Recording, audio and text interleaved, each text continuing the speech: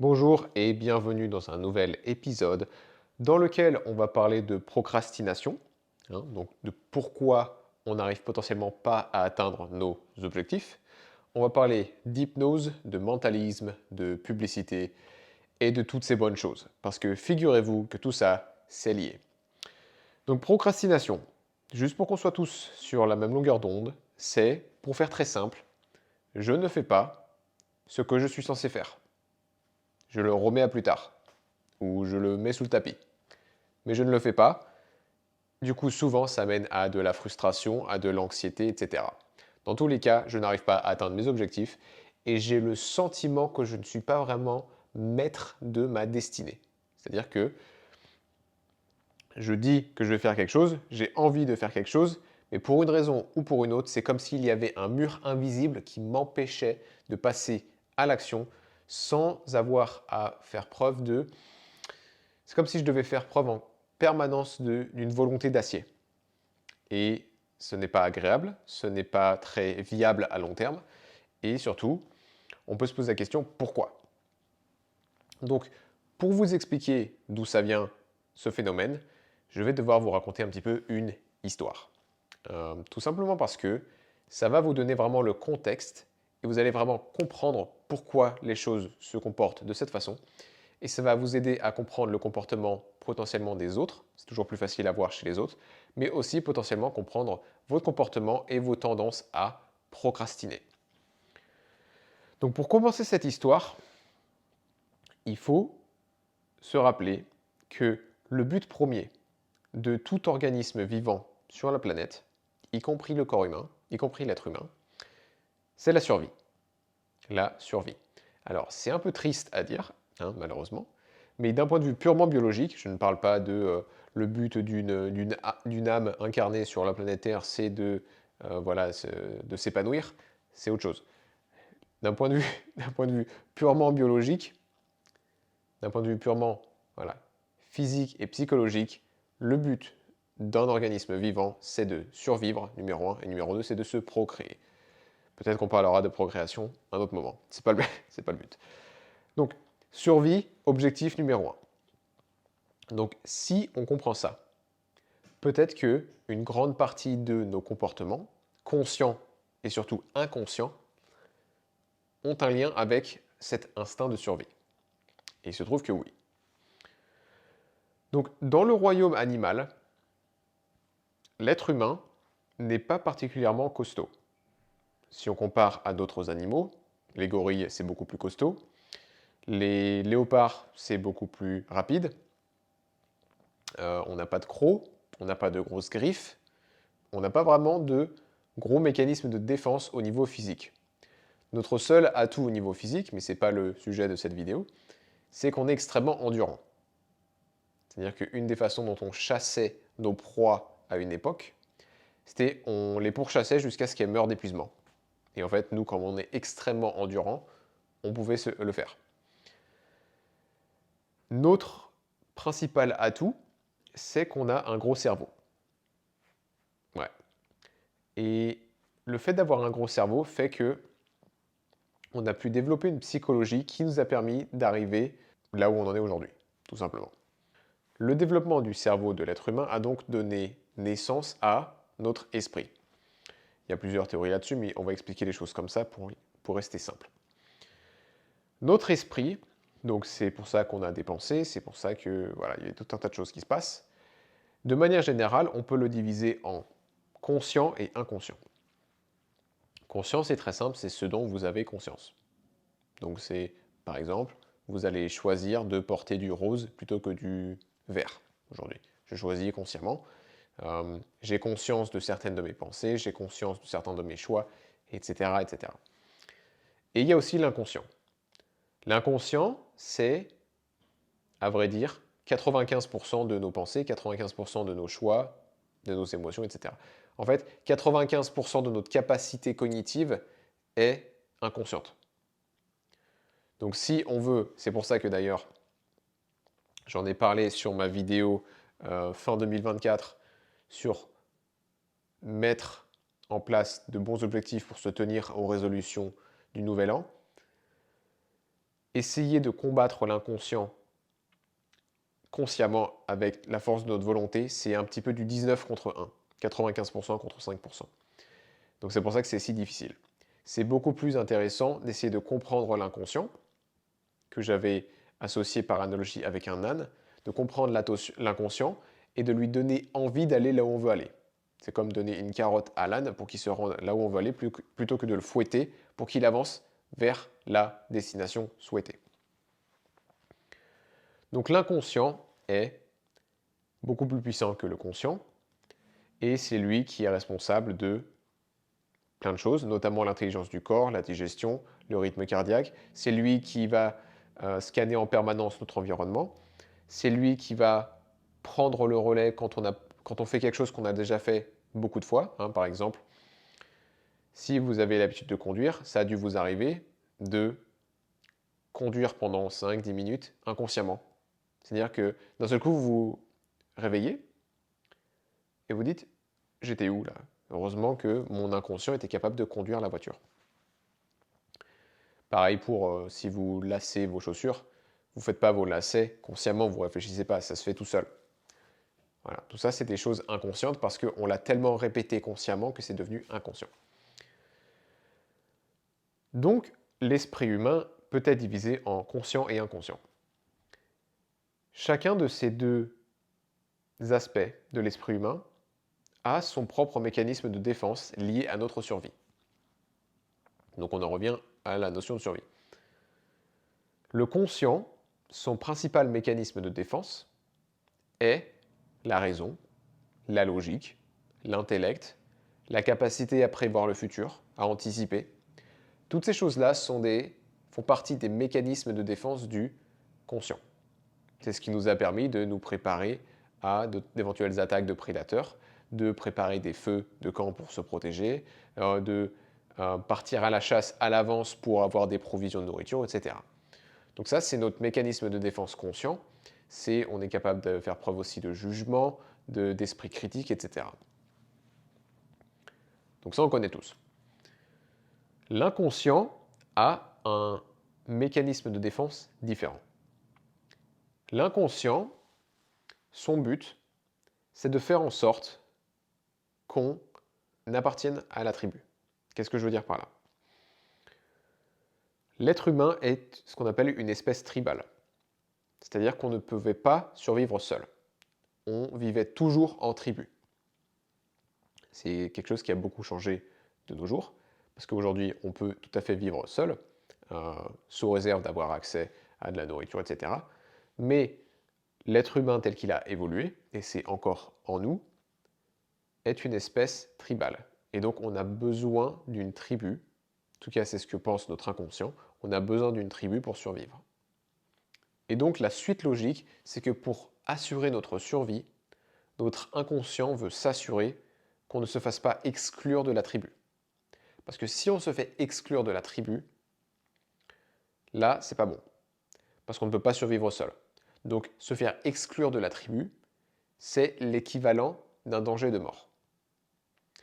Donc, l'inconscient va faire tout ce qu'il peut, tout ce dont il est capable, pour éviter qu'on se fasse exclure de la tribu. Donc, déjà, là, je vais vous donner un exemple. C'est une des raisons pour laquelle il y a des gens qui disent oui à tout le monde. C'est une des raisons pour lesquelles il y a des gens qui se sacrifient pour tout le monde. Parce qu'ils veulent surtout pas heurter qui que ce soit. Ils veulent surtout pas blesser qui que ce soit. Parce que s'ils blessent quelqu'un, oulala, on va se faire exclure de la tribu. C'est aussi une des raisons pour lesquelles on parle sur le dos des autres. Parce que quand on est avec quelqu'un et qu'on parle sur le dos d'une troisième personne, eh bien on renforce notre lien tribal avec cette première personne. Et en fait, on crée des camps. Et c'est très vraiment dans la nature humaine de créer des camps. C'est-à-dire que c'est ma tribu contre l'autre tribu. Donc tous ces phénomènes qu'on a tendance à constater potentiellement au quotidien sont liés avec cet instinct de survie et cette notion que l'être humain est un animal tribal. Donc la question suivante, c'est comment est-ce que l'inconscient fait pour savoir qui est notre tribu et comment notre inconscient fait pour s'assurer qu'on reste dans cette tribu et qu'on ne se fasse pas exclure? Bonne question. Pour que l'inconscient détermine qui est notre tribu, il va tout simplement scanner notre environnement.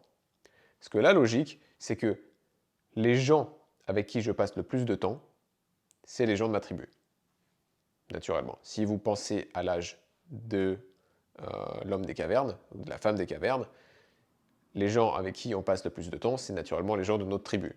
Les autres gens, c'est des ennemis, c'est des tribus rivales, etc. Donc, les gens autour de moi, c'est ma tribu. Donc, par conséquent, la population que je fréquente le plus va devenir, pour mon inconscient, ma tribu, que je le veuille ou non.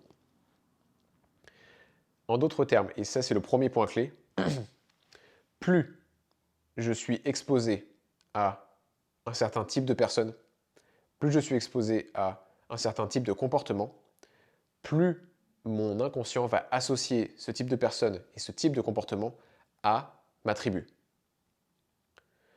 Et donc la question suivante, c'est comment est-ce que mon inconscient fait en sorte que je continue d'appartenir à cette tribu?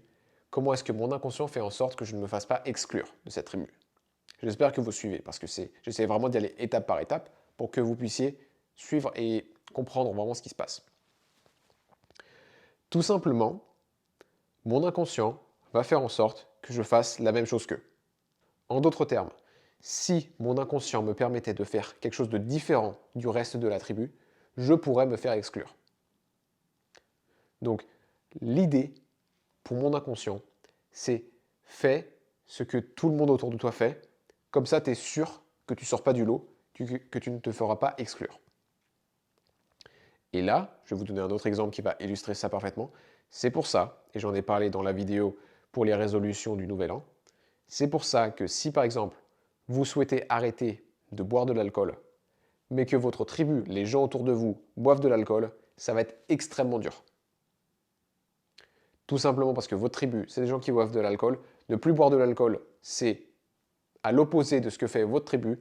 Donc pour votre inconscient, c'est un danger de mort. Donc là, on commence à comprendre, ok, c'est pour ça que c'est important de s'entourer de gens qui ont les mêmes objectifs que nous. Exact. Parce que quand je m'entoure de gens qui ont les mêmes objectifs que moi, ça va reprogrammer ma tribu. Mon inconscient, il va commencer à scanner avec qui je passe le plus de temps. Il va se dire, ah, Robin a changé de tribu. Maintenant, Robin, il est dans une tribu qui fait du sport, qui ne boit pas. Du coup, naturellement, inconsciemment, les 95% de capacité cognitive qui représentent l'inconscient vont aller dans ce sens-là. L'âne, il va naturellement aller dans le sens de la tribu. Il va naturellement se dire, si tout le monde autour de moi fait du sport, alors il faut que je fasse du sport. C'est comme ça qu'on évite la procrastination, notamment si on veut faire du sport. On s'entoure de personnes qui veulent faire du sport. Et un autre point important que je vais mentionner tout de suite, l'inconscient, notre esprit, ne fait pas la différence entre la réalité, donc les gens avec qui je passe vraiment du temps, avec le virtuel, donc les personnes que je suis sur les réseaux sociaux, les vidéos YouTube que je regarde, etc., et l'imagination. Donc, si je manipule consciemment les personnes autour de moi, que je fréquente le plus, je ne veux pas dire manipuler les gens autour de vous, c'est pas ce que je voulais dire, mais si je modifie les personnes avec qui je passe le plus de temps, si je suis des personnes qui sont plus en alignement avec ce que j'aimerais faire plus tard sur les réseaux sociaux, sur YouTube, et si dans mon imagination je fais des exercices de visualisation où je m'imagine le type de personne avec qui j'aimerais être et le type de personne que j'aimerais être, tout ça, donc, ça va contribuer à reprogrammer l'inconscient. Ce qui va se passer, c'est que je vais donner envie à l'âne d'aller là où je veux aller, sans avoir à forcer, sans avoir à faire preuve de volonté en permanence, parce que naturellement, maintenant, ma tribu, c'est des personnes qui font déjà ce que j'ai envie de faire. Donc ça, c'est le premier point vraiment, vraiment important sur la procrastination.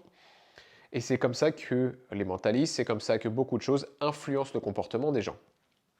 Donc le signal principal, c'est la répétition. Plus je vois quelque chose, plus mon inconscient pense que ma tribu fait ça, fait cette chose. Et donc plus je vais avoir tendance à y accorder d'importance, et plus je vais avoir tendance à faire la même chose. Le point suivant, c'est qu'il y a quelques facteurs qui vont encourager l'inconscient à prendre le dessus sur le conscient. Parce que quand tout va bien, quand je suis en bonne santé, le conscient, même si c'est 5%, il a naturellement le dessus. C'est en fait la première ligne de défense. J'ai dit tout à l'heure que l'inconscient, il a son mécanisme de défense et le conscient a son mécanisme de défense. Par défaut, le conscient, c'est le premier mécanisme de défense. Qu'est-ce qui va faire que l'inconscient prend plus facilement le dessus?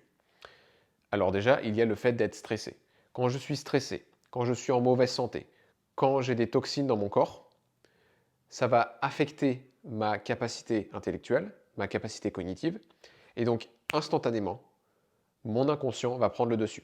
Il va se dire, oulala, le conscient, il n'est pas capable là d'assurer notre survie, donc je prends le relais. En d'autres termes, plus je suis stressé, plus je suis en mauvaise santé, plus je suis susceptible de faire comme tous les autres autour de moi, et plus je suis susceptible de faire ce que j'ai toujours fait par le passé. Parce que le passé aussi, ça joue. Notre inconscient considère, c'est un petit peu hors sujet, mais l'inconscient considère que ce que j'ai fait par le passé, c'est ce qui m'a permis de rester en vie jusqu'à maintenant. Donc par défaut, c'est soit je fais comme les gens autour de moi, soit je fais comme par le passé. Et souvent, les deux sont un peu la même chose. Donc, la santé, le stress, les toxines dans le corps, tout ça, ça va jouer sur quel est le système de défense qui est mis en avant le plus. Ensuite, il y a, et c'est là qu'on va plus dans le monde du mentalisme et de l'hypnose, il y a plusieurs petits facteurs qui font que l'inconscient, il est plus suggestible, que l'inconscient, il va se reprogrammer plus vite. Un de ces facteurs, c'est le fait d'être détendu. Quand je suis détendu, il y a une plus grande perméabilité de l'inconscient. C'est-à-dire que quand je suis détendu, ce qu'on me dit va plus facilement influencer mon inconscient. C'est pour cela que une des premières choses qui se passe en hypnose, c'est de la détente. D'autres choses qui vont jouer, c'est le fait d'avoir les yeux au ciel, parce que notre vision est intimement liée avec notre capacité à nous défendre. Donc quand on lève les yeux au ciel ou quand on ferme les yeux, on est immédiatement plus vulnérable et donc immédiatement notre inconscient prend plus facilement le relais. Pareil quand on est exposé à des jeux de lumière. Donc à l'époque très lointaine, pour être influencé, on faisait lever les yeux au ciel parce que c'est là qu'il y avait le soleil et ça nous aveuglait. Aujourd'hui, c'est les lumières vives qui font ça, et en particulier la lumière bleue en provenance de nos écrans. Tout ça, ça va induire un effet un petit peu plus. Ça va créer une perméabilité vers notre inconscient, ce qui fait qu'on est plus facilement influençable. Et donc c'est notamment pour ça que ce qu'on regarde sur les écrans nous influence énormément. C'est pour ça, c'est pas pour rien qu'il y a énormément d'argent qui est dépensé pour les publicités à la télé, sur YouTube, etc. Le problème, c'est qu'on est influencé par ces choses-là sans en avoir conscience. Et donc, la première ligne de défense pour vous, en tout cas si vous n'avez pas envie d'être influencé contre votre gré, c'est d'en avoir conscience. D'avoir conscience du fait que toutes ces choses-là, toutes ces choses répétitives, et c'est pour ça que plus on paye cher pour la publicité, plus il va y avoir de répétition. Parce que plus il y a de répétition, plus ça rentre dans notre inconscient et plus ça va influencer notre comportement. Mais donc si vous n'avez pas envie d'être influencé à votre insu, la première ligne de défense pour vous, c'est d'en avoir conscience. Conscience de ce qui se passe. Et la deuxième façon de faire, c'est donc de consciemment modifier ce que vous regardez, consciemment modifier de qui vous vous entourez, etc.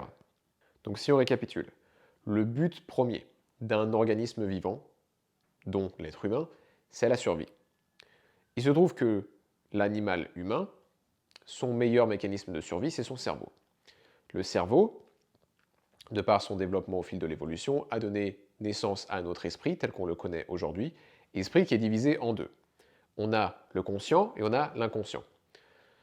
Chacun de ces deux aspects de l'esprit a son propre mécanisme de défense. Le conscient, qui est le premier mécanisme de défense, la première ligne de défense, son mécanisme, c'est la logique, la raison, la capacité à anticiper le futur, à se préparer, etc. L'inconscient, quant à lui, son mécanisme de défense, qui est donc secondaire, mais qui est beaucoup plus puissant, dans le sens où il a plus facilement l'emprise sur ce qu'on fait, son mécanisme de défense, c'est de s'assurer qu'on appartient à une tribu. Pourquoi? Parce que l'être humain est un animal tribal, et donc il ne peut pas survivre, en tout cas au fil de notre évolution, pas aujourd'hui, mais il ne peut pas survivre sans avoir sa tribu autour de lui. En d'autres termes, être exclu de la tribu, c'est l'équivalent de mourir. Donc, le but de l'inconscient, c'est de s'assurer qu'on ne se fasse pas exclure de notre tribu. Et pour cela, il va en permanence scanner notre environnement, parce qu'il se dit que les personnes que je côtoie le plus, c'est naturellement les personnes de ma tribu. Donc il va scanner en permanence mon environnement. Et petit point important, ça se fait à une vitesse phénoménale et ça scanne des choses que vous n'imaginez même pas. C'est pour ça que les messages subliminaux dans les publicités sont très puissants. Parce que même si consciemment, moi, ce que je vois, c'est la caméra devant mes yeux, mon inconscient, il voit tout à 360 degrés. Peut-être pas 360, mais presque. Donc, mon inconscient scanne en permanence mon environnement pour identifier qui sont les gens de ma tribu et surtout qu'est-ce qu'ils font. Et donc, pour m'assurer que je ne me fasse pas exclure de cette tribu, il va faire en sorte que je fasse la même chose.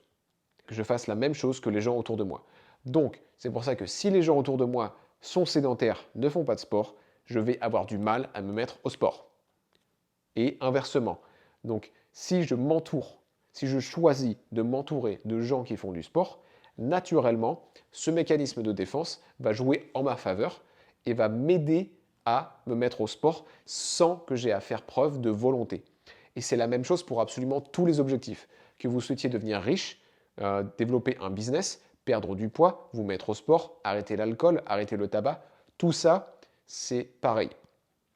Le but, c'est de manipuler intelligemment ce fonctionnement qui est vraiment archaïque de l'inconscient pour qu'il joue en notre faveur. Donc pour cela, qu'est-ce qu'on veut faire? On veut consciemment vraiment choisir les personnes avec qui on passe le plus de temps. Et ça n'inclut pas juste les personnes de la vie réelle, les personnes physiques, c'est aussi les personnes qu'on regarde sur nos écrans, que ce soit les réseaux sociaux, que ce soit YouTube, que ce soit la télé, tout ça, ça joue. Et dernier point important, plus on est stressé, et quand je parle de stress, c'est psychologiquement, mais c'est aussi plus le corps est stressé. J'ai fait une vidéo sur le stress tel que je le définis, je vous invite à la regarder. Mais donc, plus on est stressé, plus le corps est en mauvaise santé. Si le corps il est empoisonné par des toxines environnementales, tout ça, ça vient compromettre notre capacité cognitive. Donc la première ligne de défense vient être compromise. Quand l'inconscient constate ça, il va se dire, hop, hop, hop, toi, tu n'es pas capable de remplir ton rôle de ligne de défense, le conscient, et donc moi, je vais prendre le relais. Et donc, en d'autres termes, c'est encore plus important quand on est dans cet état de santé-là, dans cet état de stress-là, d'avoir conscience de nos influences, de qu'est-ce qui nous influence au quotidien. Et c'est aussi là que l'inconscient est plus susceptible de nous faire faire ce qu'on a toujours fait par le passé, parce qu'au-delà de notre tribu qui nous influence énormément, notre passé nous influence énormément, parce que l'inconscient considère que ce qu'on a fait par le passé, c'est ce qui nous a maintenu en vie, et par conséquent, si je continue de faire ce que j'ai toujours fait, je vais rester en vie le plus longtemps possible. Et c'est pour ça qu'il y a beaucoup de gens qui sont coincés dans la même situation pendant des années, et ils ne changent pas. Et donc, au-delà de ça, il est important d'avoir conscience que à chaque fois qu'on est détendu devant un écran en particulier et qu'on est exposé à des choses, des publicités, des messages subliminaux, des choses qu'on voit à l'écran, c'est ce qui va nous influencer le plus. Donc, en avoir conscience permet d'éviter qu'on soit trop influencé par ces choses-là. Et dernier point important, il faut savoir que tout ce qui est les slogans, les jingles, c'est ce qu'on appelle des mèmes de manière générale, et c'est des choses qui vont instantanément rentrer dans notre inconscient. Donc si je vous demande de me faire le jingle de la SNCF, vous allez tous pouvoir me le faire immédiatement. Et à nouveau, la puissance des mèmes peut être utilisée à bon escient, c'est-à-dire pour notre avantage, pour notre bien. Et comment on fait ça? On fait ça à l'aide d'affirmations ou de mantras. C'est notamment pour ça que dans le monde du développement personnel, c'est une des choses, une des techniques qui est peut-être les plus populaires, c'est de trouver un mantra ou une affirmation qui nous correspond, qui nous fait ressentir quelque chose, et de se la répéter régulièrement, potentiellement tous les matins et potentiellement tous les soirs. Et il se trouve que c'est le matin au réveil et le soir avant de s'endormir, quand on commence à être un petit peu entre le sommeil et l'éveil, que les ondes cérébrales sont dans un état qui rend l'inconscient plus suggestible et donc plus influençable. Et si vous choisissez d'utiliser des affirmations, mettez-les au présent. C'est-à-dire pas je serai riche, mais je suis riche. Ou je ne boirai plus dans un mois, c'est je ne bois plus. Toutes ces petites choses vont faire que l'âne, qui représente votre inconscient, va avoir envie naturellement et sans forcer de se rendre là où vous avez envie de vous rendre, sans avoir besoin de le fouetter, de forcer, de faire preuve d'une volonté d'acier, parce que, en fait, vous avez fait en sorte que votre inconscient travaille à vos côtés. Voilà, j'espère que c'était clair, j'espère que c'était utile. Je sais que c'est un sujet qui est un petit peu particulier, mais c'est un sujet qui est extrêmement puissant quand on le comprend et qui peut vraiment vous aider à accomplir vos objectifs, mais d'une manière simple et sans trop d'efforts. Donc si vous avez des questions, si vous avez des commentaires, si vous avez des suggestions, comme d'habitude, n'hésitez pas à l'écrire, à le laisser dans les commentaires plus bas. Et dans tous les cas, je vous dis merci pour votre temps, merci pour votre attention et je vous dis à bientôt dans un nouvel épisode.